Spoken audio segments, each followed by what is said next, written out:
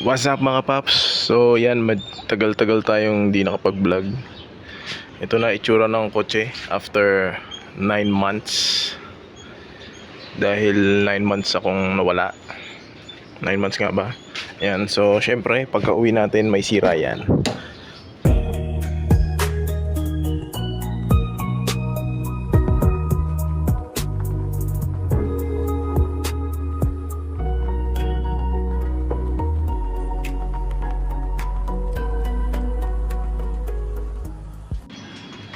Ayan.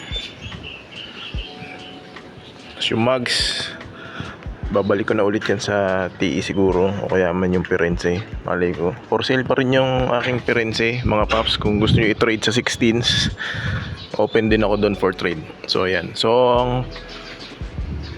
ayan, ang problema nito ngayon is, sabi ni Mrs. pag ginagamit niya raw, bigla daw nagche-check engine pagka umaarangkada siya.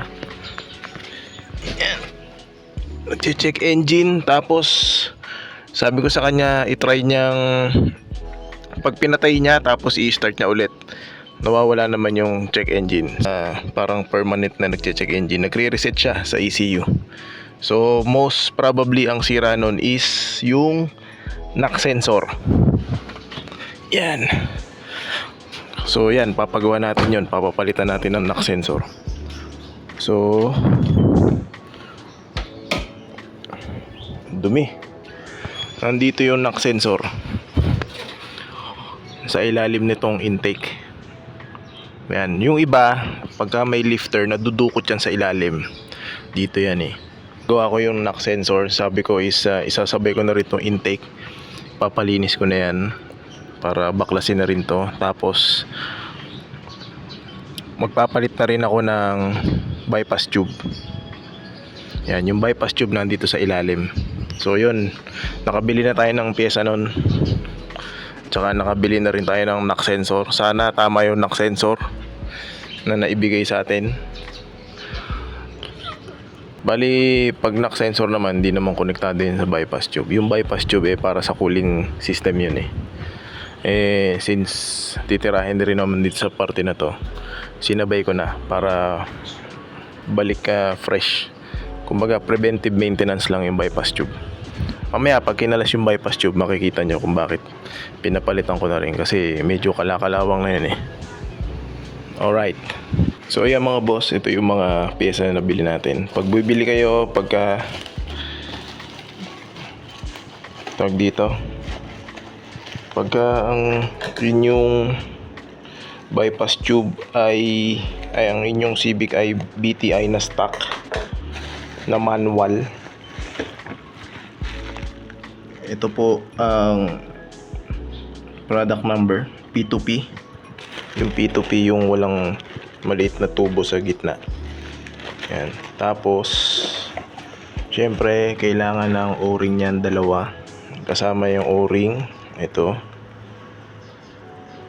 So dalawa niyan.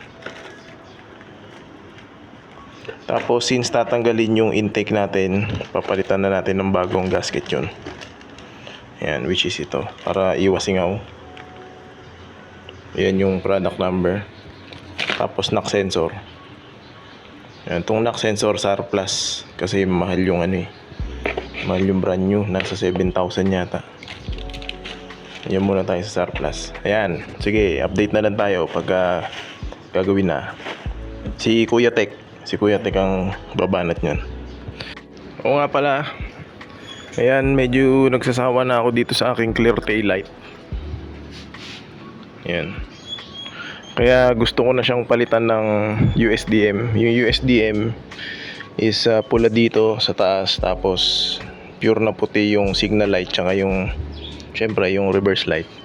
Ayan, baka may kilala kayo nagbebenta nun, palitan ko. Yung sa akin, for some reason hindi siya naninilaw. Nabili ko to nung nabili ko pa to parang 3 years ago sa Malaysia Hindi ko alam kung may pinagkaibahan yan doon sa mga nire-release nila dito sa Pilipinas, since alam ko parehas lang naman dapat yan. Pero yung sa akin, hindi ko alam kung bakit hindi naninilaw. Ayan, ito si Utol, Nagpa-clear taillight din to eh. Ayan, pakita ko ah. Pero yung sa kanya parang nag-iba agad yung ano. Parang nanilaw siya agad, pero nakagarahe din yan eh. So hindi ko alam kung bakit ganun. Baka dun sa production nung ano. Pero ito yung auto niya, pogi. Pero yun nga, kita ko medyo naninilaw no. Pero hindi expose sa araw yan, kasi dito nakagarahe yan no. Ayun, yun lang, hindi ko alam kung bakit nila nun. Pero yung sa akin, for some reason, hindi naman siya naninilaw.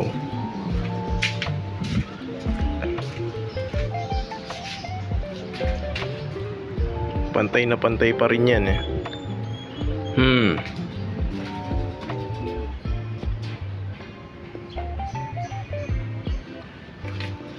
Yun lang. Papapalit na ako. Pero maghahanap muna tayo, tsaka mag-iipon ulit. Pero gusto ko na nung ano, USDM, para malinis siya tingnan. Ayan.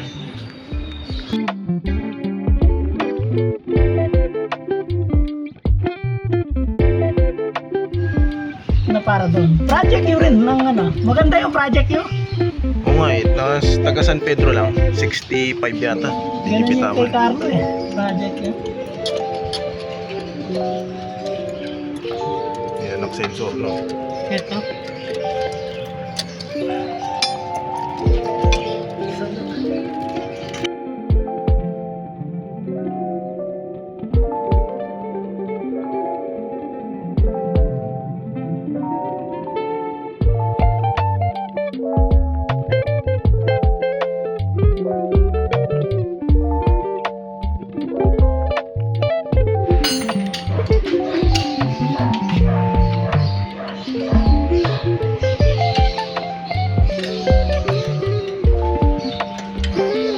Content yan.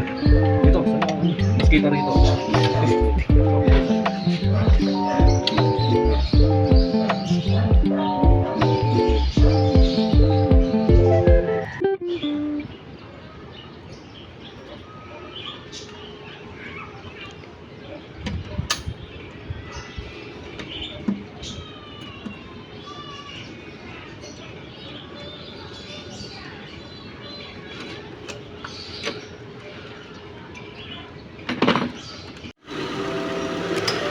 Kaya mga paps, so naikabit na yung knock sensor, nalinis na rin yung intake.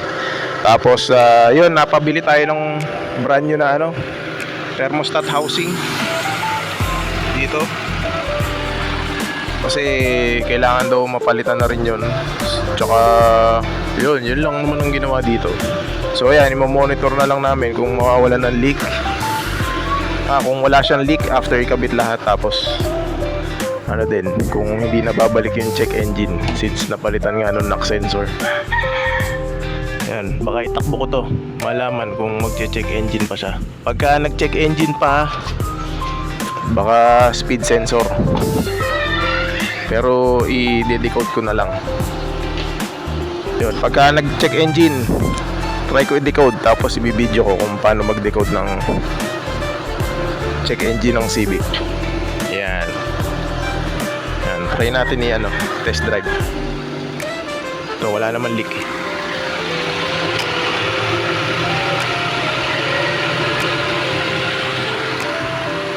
Ay, dumi na. Napabayaan na. Na-stuck na eh, na-stuck.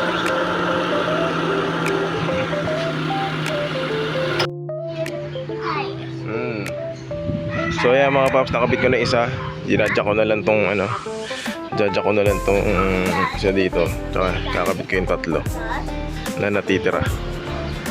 Yan, para OG look ulit na magawa sa kotse, no? Pogi! Mga paps, ayan, nabalik ko na ang ating OG. Yan. Tapos ang sunod kong gagawin itong puti. Tatanggalin ko muna. babalik muna natin sa stock lahat para maiba na maitsura. Nakakasawa eh. Yan. Di makakali, no? Di mapakali. Tapos ito, tanggalin ko na rin din siguro muna yan. Palitan natin ng kulay amber para mag terno. Back to stock muna tayo. Okay. Nandito yung tinabi ko yung dating. Pero naghahanap pa ako ng USDM. Baka may alam kayo na may nagbebenta dyan yung makatarungang presyo na Orig Stanley. Kasi gusto ko to red tsaka white. Ayan. So balik muna natin. Tapos yun din yung chick light. Balik muna natin sa stock yan. Kasi si Chen siya naman yung ngayon. Naka white na chick light, no? Tapos naka rin yan naka clear tail light. Para ako naman yung magbabalik sa stock. Ito yung kay Chen.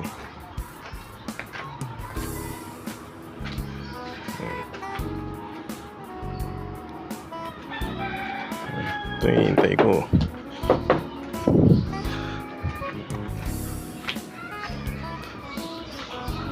Ayan. Tapos iniisip ko pa kung maglalagay ako ng square fog lamp dito. Pero pag naglagay ako yung yellow, yan ako kakabit ko dyan. Tapos yan, pagkatapos ko makikabit ng tail light, papakarwash ko to kasi sobrang dumi niya. Ayun, ang dumi.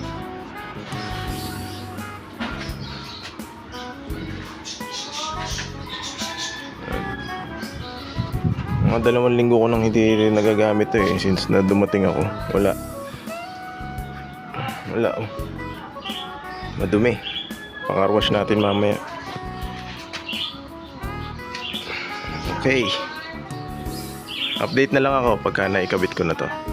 Naikabit ko na yung stock. Alright. Kaya mga paps, nabalik ko na sa amber. Tapos ito ay stock na din. Clean look pa rin naman clean look. Okay lang yan, clean look pa rin naman. Pero magasgas na tong tail light ko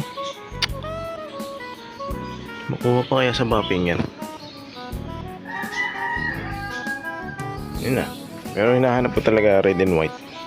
Baka may alam kayo pa-comment na lang. Yan, pakarwash na tayo. Dumi na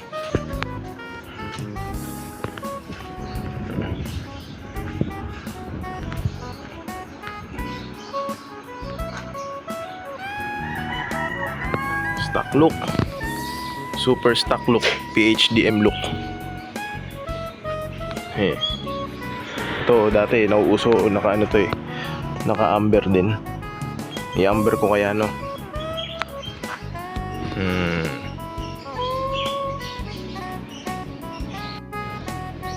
Mga paps, ito yung bypass tube luma na, tsaka yung o-ring nya palitin na. Tapos itong itong thermostat housing pinapalitan na rin kasi nga na siya, anytime bibigay na daw to Ayan, ito yung condition nun. So hindi pa naman to pumuputok or naglilik, pero sabi nga nila, it's better to be safe than sorry, no? So yan, pinapalitan na natin yan. Preventive maintenance ba, para goods na ulit. Ayan. So ang sunod kong gagawin dito is baka magpa-change oil tayo. Kaya dadalhin natin to kay Kuya Abet sa Bukid Tuning. Alam niyo naman, pag mga internal kay Bukid Tuning tayo pumupunta. Ayan, tapos may bago siyang langis yatang ginagamit doon, Ravinol. Try natin mag Ravinol. Dati kasi nakamotol to Ayun. Alright. God bless po sa ating lahat. At lagi po tayong mag-iingat. Peace.